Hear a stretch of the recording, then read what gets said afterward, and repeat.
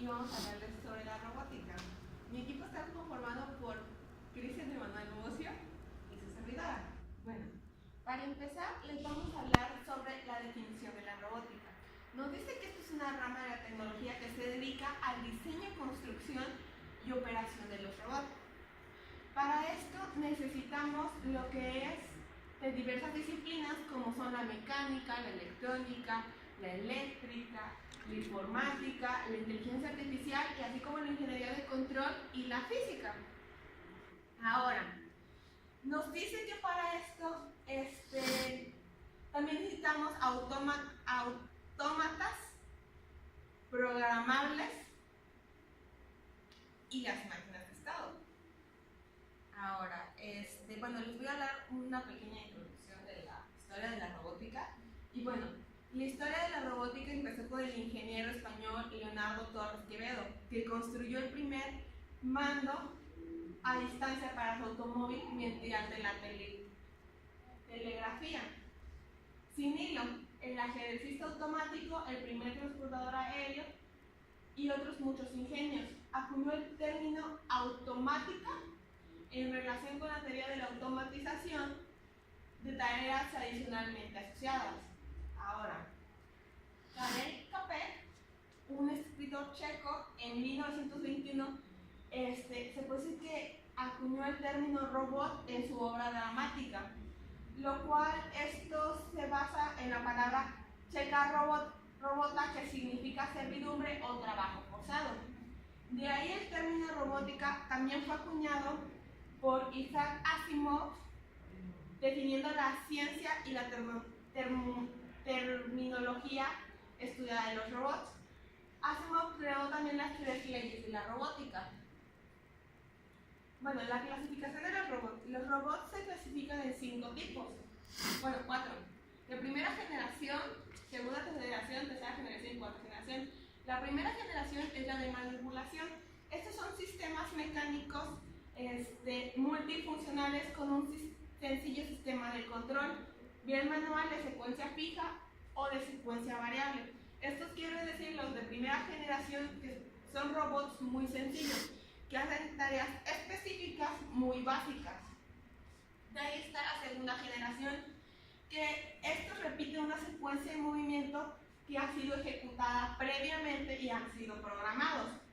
El modo de hacerlo es a través de un dispositivo mecánico, o sea, basta su dispositivo y la programación. El operador realiza los movimientos requeridos mientras el robot le sigue y los memoriza. Prácticamente aquí es un robot de los cuales al operador humano se le conectan unos cables, circuitos de manipulación, y el movimiento que él va a hacer, ese mismo movimiento lo va a hacer el robot repetidamente y va a hacer todo lo que va a hacer. De ahí es la tercera generación, que son robots con control sensoriado. Ahí dice que el controlador es una computadora que ejecuta las órdenes de un programa y las envía al manipulador para que realice los movimientos necesarios.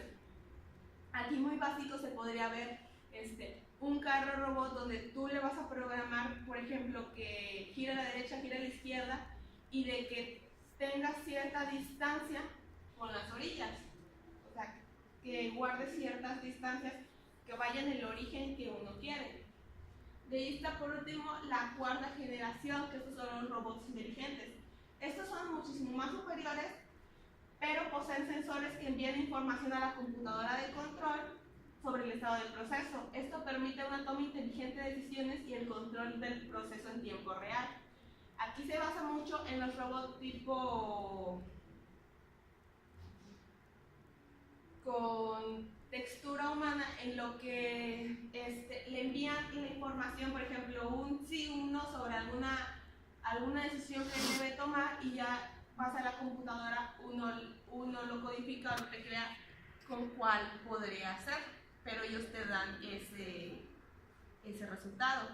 De ahí sería la clasificación de los robots, que va a pasar a hablar mi compañero. Ahora, para continuar, vamos a seguir hablando sobre la clasificación de los robots en el siguiente apartado, que es según su estructura. Aquí nos habla del concepto del metamorfismo. De de reciente aparición, que se ha introducido para implementar la flexibilidad funcional de un robot a través del cambio de configuración del propio robot. Esto admite diversos niveles, desde los más elementales, como es el cambio de herramienta o de efecto temial, hasta los más complejos, como el cambio o alteración de algunos elementos o sistemas estructurales. Ahora vamos a pasar a hablar sobre unos que se llaman particulados. Vamos a hablar un poquito más adentro del tipo de robot.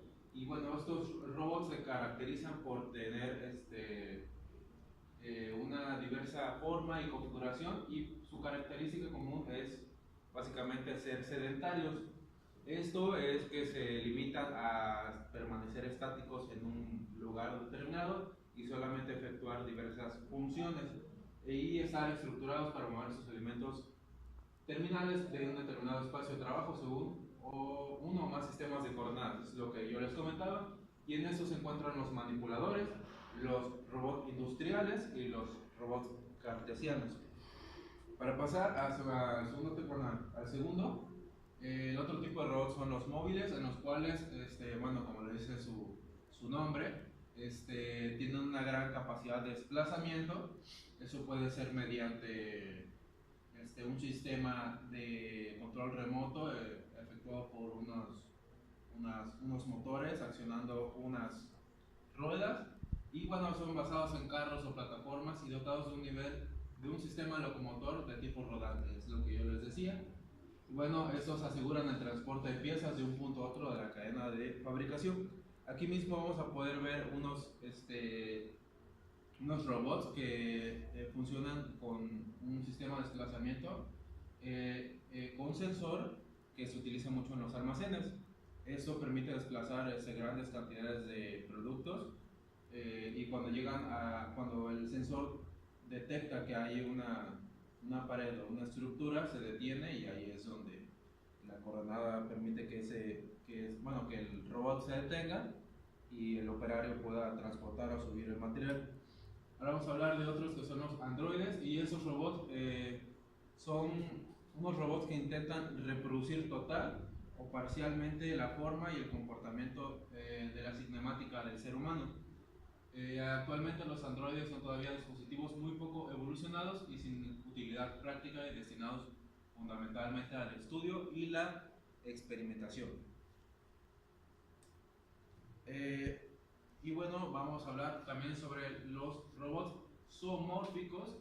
Esos constituyen una clase caracterizada principalmente por sus sistemas de locomoción que imitan a los diversos seres vivos.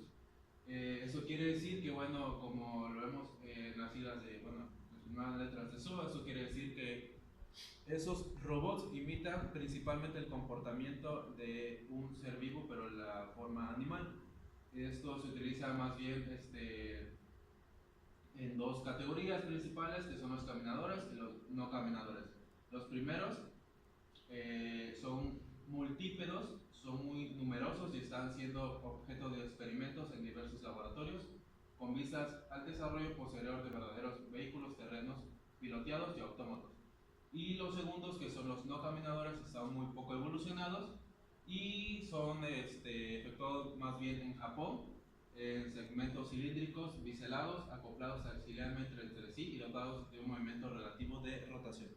Y para terminar, vamos a hablar sobre los robots híbridos, y bueno, estos corresponden a aquellos de difícil clasificación, cuya estructura se sitúa en combinación con alguna de las anteriores ya expuestas, y por ejemplo, un dispositivo segmentado articulado con ruedas, que es un sistema de un robot móvil, y al mismo tiempo uno de los artículos de robots móviles, y bueno, un zoomórfico, como lo vimos en el ejemplo anterior. Cuando se puede desplazar, igualmente tiene el motor que le permite girar las ruedas, que en este caso parecen patas, y así es como se acciona ese tipo de robot. Y por nuestra parte sería